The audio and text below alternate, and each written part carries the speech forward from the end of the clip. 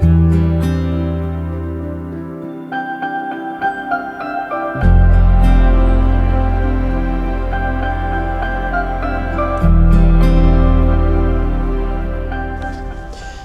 guten Morgen und herzlich willkommen zum neuen Video. Ich nenne das Ganze heute einfach urbanes Wildlife. Warum urban? Weil es doch schon sehr stadtnah ist. Wir haben hier eine Hauptstraße, die lang führt. Man hört es wahrscheinlich auch im Hintergrund, die Autos. Und auf der anderen Seite ist ein Kraftwerk.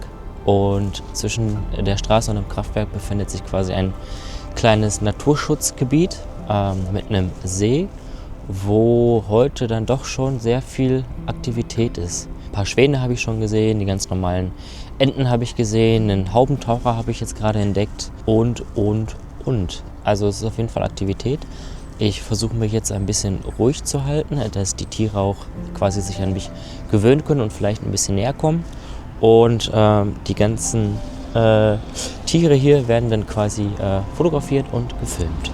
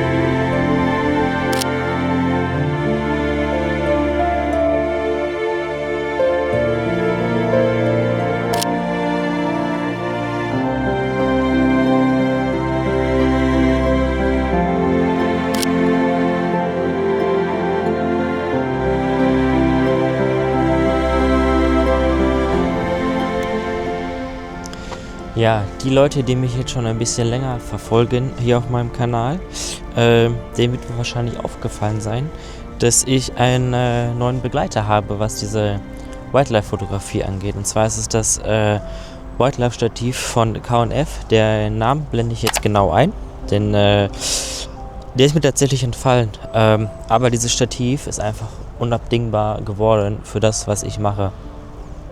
Ihr seht, dass ich die Sony A7 IV hier habe mit dem 200-600 oben drauf und damit kann man wirklich super geile, smooth Aufnahmen machen. Du kannst es in der vertikalen super smooth bewegen, aber auch in der horizontalen. Wenn du etwas einfrieren möchtest, dann stellst du einfach die Stellschrauben fest und das Bild bleibt stehen. Jetzt kommt da wieder eine Ente schön reingeschwommen. Ich stelle jetzt mal die Schraube ein bisschen lockerer, dass ich ein bisschen besser mitziehen kann und drücke einfach auf Aufnahme und dank des Griffes hier vorne geht das einfach so geschmeidig, so smooth, das ist einfach unfassbar gut. Ich hole euch mal eben mehr ran. Ihr seht auch jetzt, die Stellschrauben sind lose, die sind ein bisschen fester eingestellt, aber so, dass ich es noch bewegen kann und die Kamera bleibt einfach in der Position, wie sie war. Und das ist der Griff, den ich gerade angesprochen habe. Mit dem kann ich einfach mit einem Finger oder mit 2 Fingern ganz leicht einfach den Stativkopf bewegen und ich kriege dadurch super smooth Aufnahmen hin. Wenn mir dieser Griff zu kurz ist, dann kann ich ihn einfach aufdrehen und länger machen und habe einfach so noch mehr Gefühl und kann das Ganze noch smoother machen. Ich bevorzuge es aber, wenn der weiter drin ist, dann nimmt er nicht ganz so viel Platz weg und ich bin mit dem Stativ bzw. mit dem System einfach ein bisschen mobiler. Wenn ich jetzt meine Position wechseln möchte, dann stelle ich einfach die beiden Schrauben fest. Das ist hier einmal für die horizontale und hier einmal für die vertikale. Das Ganze ist jetzt fest. Dann kann ich das Stativ einklappen. Das ist der Boden im Weg. Dann ist das Stativ eingeklappt und ich habe die Möglichkeit, mit dem Stativ einfach mich zu bewegen. So einfach ist das. Und ja, super geil, super schnell. Aufbauen genau dasselbe. Einfach aufziehen, hinstellen, die beiden Schrauben lösen und los geht's.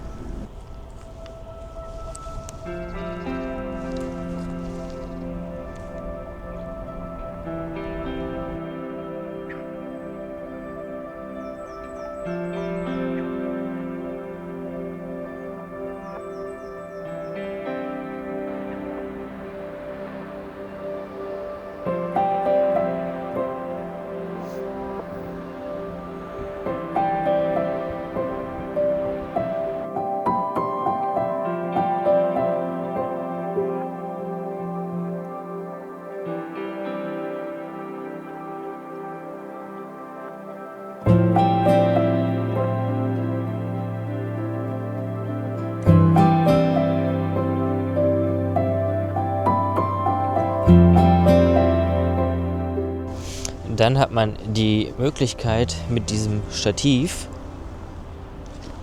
der Boden ist ja nicht immer eben. Das heißt, ich habe die Möglichkeit, durch die Stellschraube hier unten quasi den ganzen Stativkopf so einzustellen, dass es wieder in der Waage ist. Ich habe hier oben eine kleine Wasserwaage und kann einfach so einstellen, so, jo, es ist jetzt gerade, stelle das fest und der ganze Stativkopf wackelt jetzt nicht mehr. Was auch richtig, richtig cool ist, das ganze Stativ gibt es in 2 verschiedenen Größen. Man kann es einmal in der maximalen Höhe vom 1,84 Meter bestellen und einmal 1,91 Meter. Und das Ganze ist einfach super einfach hoch und runter zu fahren. Ihr öffnet einfach die 3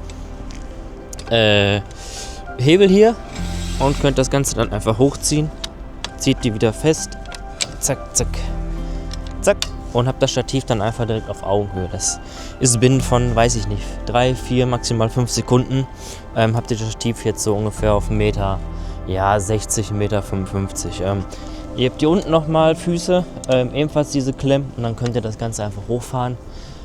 Brauche ich jetzt persönlich nicht, weil ich einfach nicht so groß bin und ich lieber auf Augenhöhe des Tieres filme, aber die Möglichkeit habt ihr. Und so kann man von hier oben einfach auch super coole Aufnahmen machen.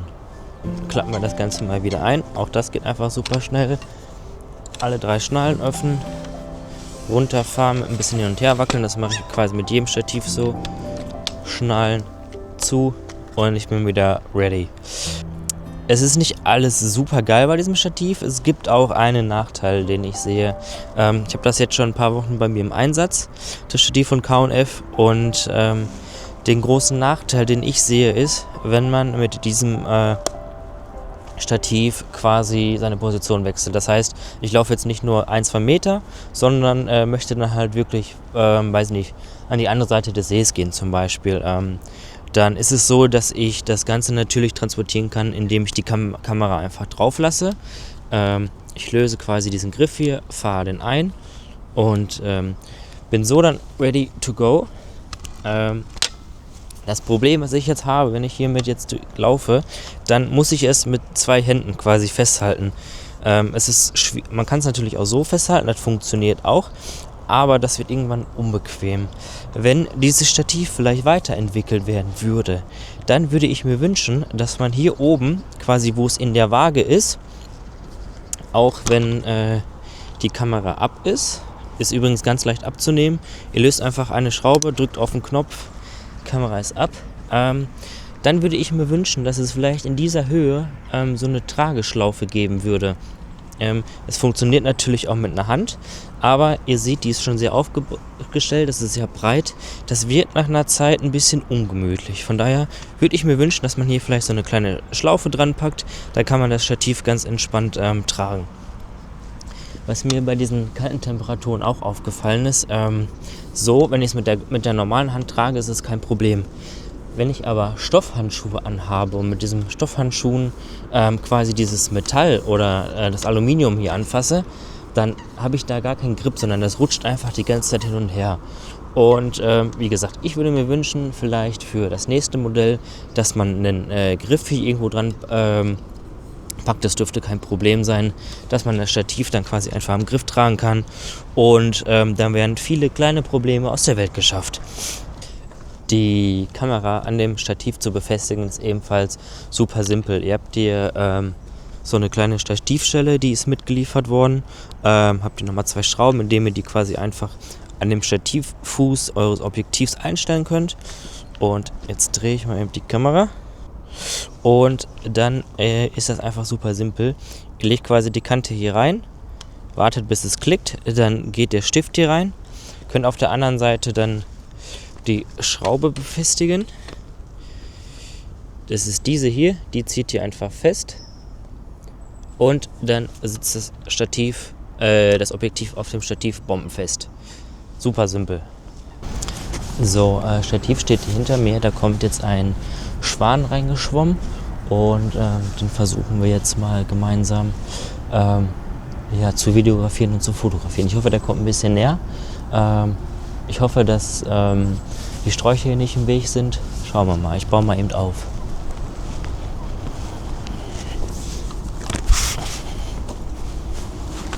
So, Stativ wird hingestellt, ausgefahren, dass alle Beine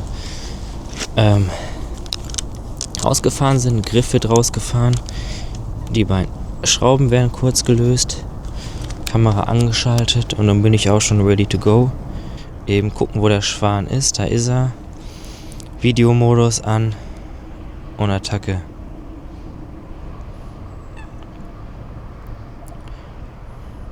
Und ihr seht, wie smooth ich einfach hier mitschwenken kann, ohne dass das Bild wackelt. Das Ganze ist in 4K, 30 FPS aufgenommen, nichts in Slow Motion. Jetzt hatte ich gerade einen Wackler drin, ist aber kein Problem. Und ja.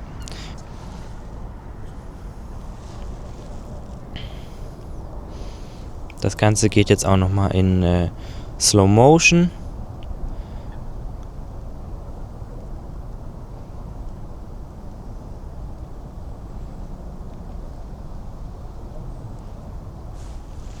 Mein Gefühl ist so, dass ich die Aufnahmen smoother mache, wenn ich sie nicht quasi mit den Armen nur bewege, sondern wenn ich quasi den ganzen Körper einsetze und das Ganze quasi dann aus den Beinen mache. Da habe ich das Gefühl, zumindest für mich, dass das Ganze so ein bisschen smoother ist. Schrauben wieder festgemacht. 1, 2, Kameradisplay ein, Stativ genommen und wir sind wieder ready to go und können den Schwan verfolgen. Ja, das ganze Stativ hier kostet, so wie es ist, in der 1,91 Meter Variante, ich glaube belastbar bis 8 Kilo, nagelt mich nicht genau drauf fest, müsste ich nachschauen, kostet zum Zeitpunkt des Videos, das ist jetzt Ende Januar, 149 €. Und für 149 € bekommt man einfach so viel. Ich hätte tatsächlich nicht gedacht, dass ich dieses Stativ wirklich lieben werde, in Anführungszeichen.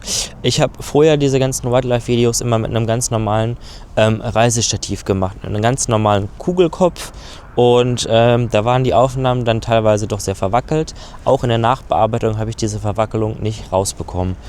Und wenn ich weiß, dass ich Wildlife fotografieren und videografieren gehe und ich weiß, dass ich nicht weit laufen muss, das heißt, weiß nicht, 1 Kilometer vielleicht maximal oder 1,5, dann nehme ich dieses Stativ halt einfach immer mit, weil die Aufnahmen, die Qualität der Videos, es wird einfach so viel besser und für 149 € kannst du einfach auch nichts falsch machen mit diesem Stativ.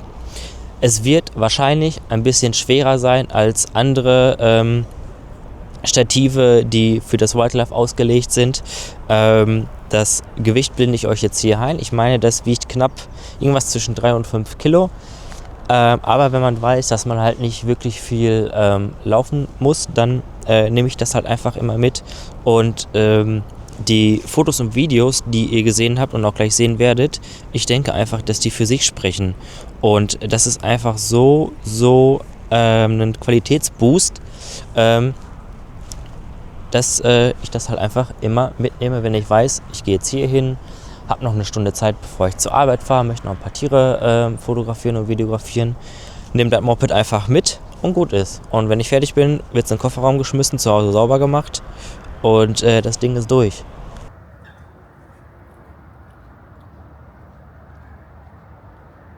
Daheim wollte ich euch noch eben ein Fazit zu dem Stativ geben. Das Stativ hat die Bezeichnung VA3 plus BA10.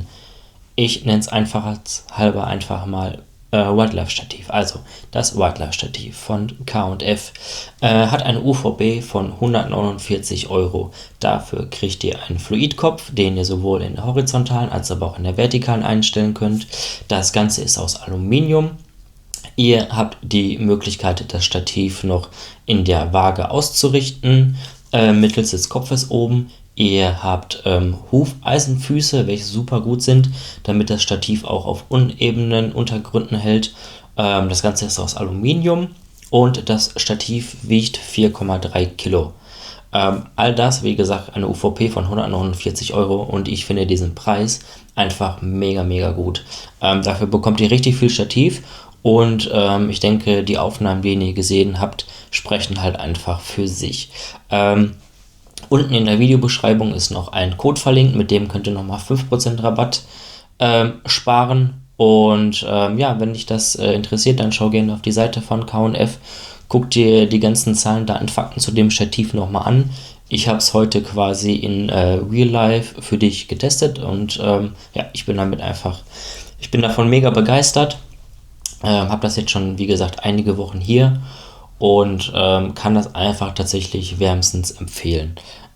Für dich vielleicht auch nochmal zur Info. Das Ganze ist hier, ich werde dafür nicht bezahlt, sondern K&F hat mir dieses Stativ zugeschickt und ich durfte das testen. Es gibt allerdings gar keine Abreden mit K&F, sondern die haben mir einfach die freie Wahl gelassen und haben gesagt, ey André, sag das, was du zu sagen hast in dem Stativ, und genauso habe ich das gesagt. Ich habe euch die positiven Seiten aufgezählt, aber auch die negativen, wie zum Beispiel, dass ein Griff fehlt, mit dem man es einfach noch einfacher transportieren könnte. Ich hoffe, dir hat das Video gefallen. Wenn ja, dann lass gerne einen Daumen da, wie immer, und ich hoffe, wir sehen uns in einem der nächsten Videos. Bis dahin wünsche ich dir alles Gute, allzeit gutes Licht beim Fotografieren. Und ja, vielleicht kommst du in 1-2 Wochen wieder zurück zu dem Video und schreibst mir gerne in die Kommentare, wie du das Stativ findest. Bis dahin, ciao.